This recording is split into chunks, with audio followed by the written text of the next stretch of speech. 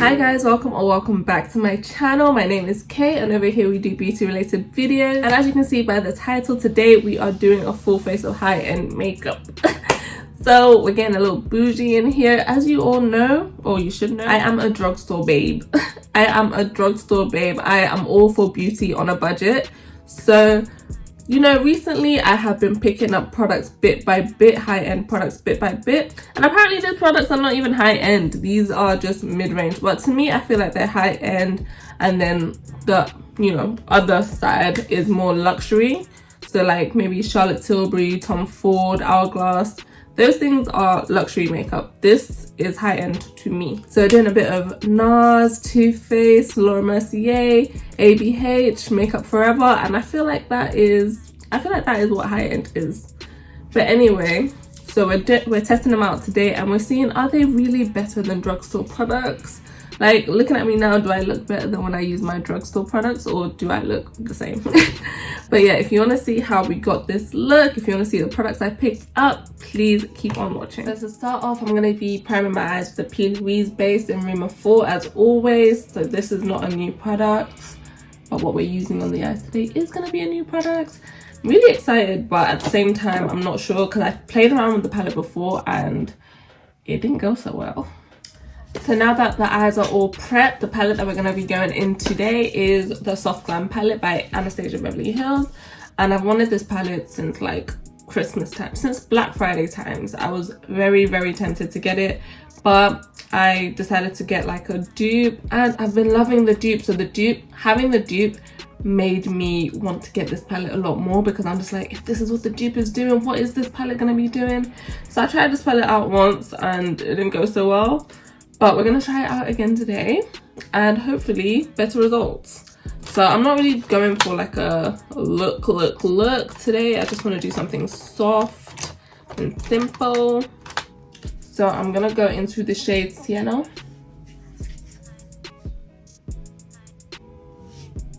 I'm just gonna put that in. Ooh, pigment! Oh my gosh, I forgot. I'm just gonna put that in my crease. Ooh, I was not expecting that. Kind of wish I went with a lighter color now, because I didn't expect it to be this intense, but we move. So to deepen up that outer V, I'm just going to go into Mulberry.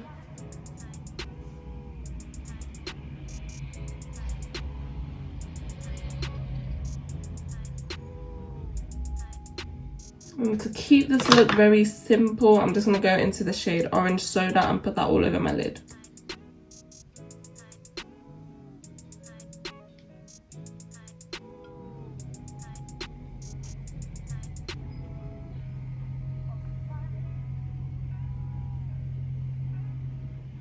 So I'm just using that brush that I used on, you know, the crease and the outer V, and I'm just using that to blend the shades together. I'm gonna dip back into Sienna and just use that to blend out the outer edge. I'm actually much more impressed with this eyeshadow palette than the first time I used it. The first time I used it I was so disappointed, but now we're moving on to the face. And the face has me really excited because I haven't tried these products yet. I mean, I've tried this primer. I kind of want to use my Makeup Forever Step 1 primer, but that's a mattifying primer, and we're trying out a luminous foundation, so I'm just like, let's go with this primer. So the Milk Hydro Grip is nothing new. I've had this for months, maybe almost a year, and to be honest, this primer, I don't know. Like, it feels really nice going on the skin, but I don't see any of the benefits. So now we're getting into the part that I'm really excited about. This is the Nars Radiant Luminous Foundation, and I've always wanted to try this, but I don't know, I just never really took the plunge and bought it, but now I've got it. So I've got the shade Macao, and we're gonna try it out. Just gonna pump 2 pumps on the back of my hand. So this is how much foundation we're using. I feel like my I don't know, I feel like my skin just ate up that foundation, so I'm gonna put a bit more, 2 more pumps on.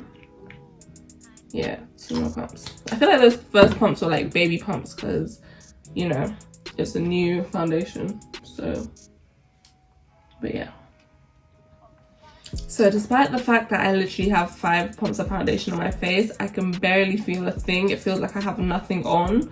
It looks quite similar to my NYX Born to Glow, but it's a bit less glowy, which is not necessarily a bad thing. It just doesn't look as oily as the NYX Born to Glow, which that one I also really love it, so no shade to either or. It has a very skin-like finish. I'm sure you guys know about this foundation already, so I don't really need to talk too much, but I'm loving it. I like the shade match. I like the luminosity. We have options. We have the Too Faced Born to Glow. Everybody has been raving about it for like over a year. We have the NYX Radiant Longwear Creamy Concealer, and this one has been like the OG. Everyone talks about it. I haven't tried either of these before, so I don't really know which one to go for. But yeah, I got this in walnuts. I also got a mini in caramel, and if you're ever thinking about purchasing a mini, do not. It has 1.2 milligrams. It has 1.2 milliliters of product, and it's really a waste. I'll just say wait until you see it go on sale or get it off Look Fantastic and use Mella's code, and you get it for like £19. This, I got it from ASOS, silly me, £13 for 1.2 milliliters of product. So I'm gonna go in with a Too Faced one. I have it in Butterscotch. I've been meaning to try it. Oh my gosh. I know this is a very full coverage concealer, so I'm trying not to use too much. So that's how much we're going to use for now, and if necessary I will add more, but I feel like that's going to be enough. So I'm very impressed with that. A little does go a long way, but does it knock my Infinite Concealer out of the water? I don't know. I do not know. I'm going to put a little bit more underneath the eyes just to brighten it up.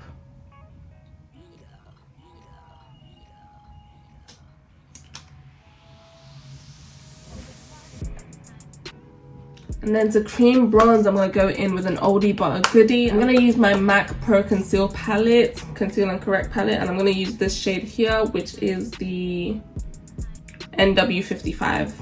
I think that's all we need.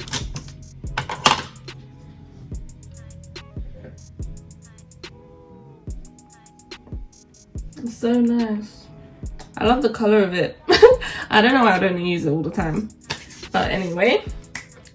Now for setting, and it's another thing I'm really excited about. So this will be my second time using it. This is the Laura Mercier setting powder, and this is the talk of YouTube. Everybody on YouTube has this. Don't know what took me so long.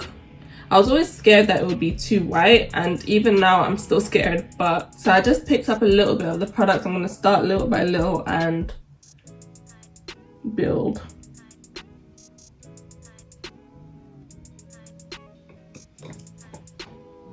I love the way it just melts into my skin, and it's not too looking dry or cakey, none of that. It's really, really nice. So to set the rest of my face, I'm going to use another oldie but goodie. I'm using the MAC Mineralized Skin Finish in Dark Tan.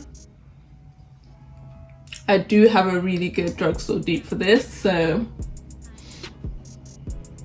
as beautiful and as nice as this powder is, this powder is a staple. However, now that I've found a drugstore dupe, I don't know the next time I'm going to be purchasing it. The problem with the drugstore dupe is that the drugstore dupe is discontinued, so it's kind of hard to find. I feel like I need a bit more powder on my under eyes. I don't know why, it just looks sunken. Now I'll dust it off later. And for bronzer, I'm going to use Fenty Beauty Mocha Mami. This is everyone's favorite bronzer, including mine actually. If I have to say what's my favorite bronzer, I think this might be it. At first I wasn't sure how I felt about it, but I've become accustomed to how to use it, because at first I was very heavy-handed with it, so it just looked a bit, not necessarily muddy, but just too much. But now that I know how to use it a bit better, I love it, because I personally love a red bronzer. especially because I'm a blush babe. So now, speaking of blush, I forgot to cream blush, but I will still do it now. So let me quickly wipe off this excess powder. And let me get into this blush. So I'm using the cream blush by Fenty Beauty in Strawberry Drip. This just recently came out. I'm just gonna go in with my fingers.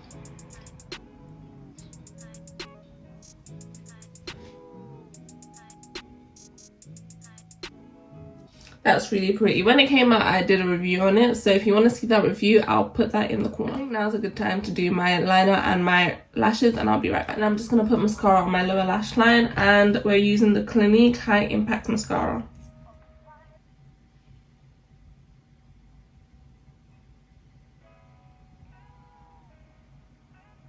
And now, I should have sprayed my face down before I did that, but I'm just going to give that a few minutes to dry before I spray my face down. And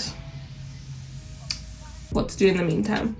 In the meantime, I'm going to put some shadow in my inner corner, and we're just going to use, I don't know whether to use Fairy or Bronze. I'm going to use Fairy.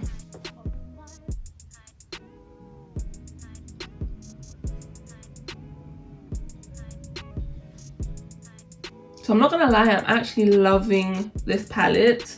Like, I'm glad, because when I tried it and I didn't like it last time, I was shook. I was like, why? Why me? But yeah, I'm happy now. So I think we've waited long enough. So I'm going to spray my face with the MAC Fix Plus.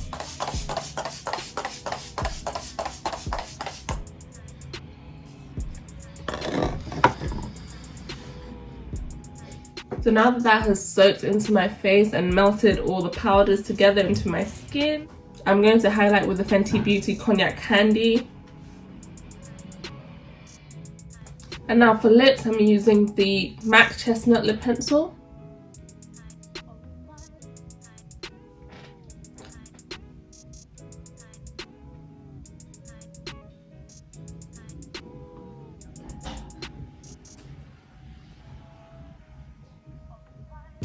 I'm going to use the MAC lipstick in Yash.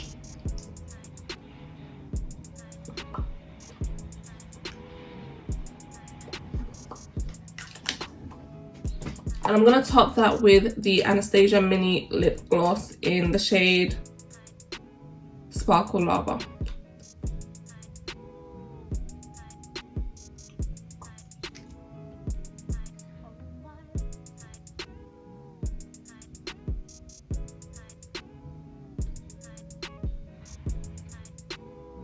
So this gloss was part of the mini spring collection that they came out with. It was a set of 4 and I did a review on it, and there's also a giveaway still running on it, international. So if you haven't seen that video, I'm going to put that right in the corner as well. But yeah, I love this gloss. So basically that's it. Like, this is my full face of high-end makeup, and I like it. So I'm going to go do my hair, and I'm going to come back with my final thoughts. Stick around if you want to know if I feel like this is better than what I do when I use my drugstore makeup, and if I think it's worth it. I've curled my hair, so I've spent some time in the makeup, and my final thoughts, well, yeah, my final thoughts are that,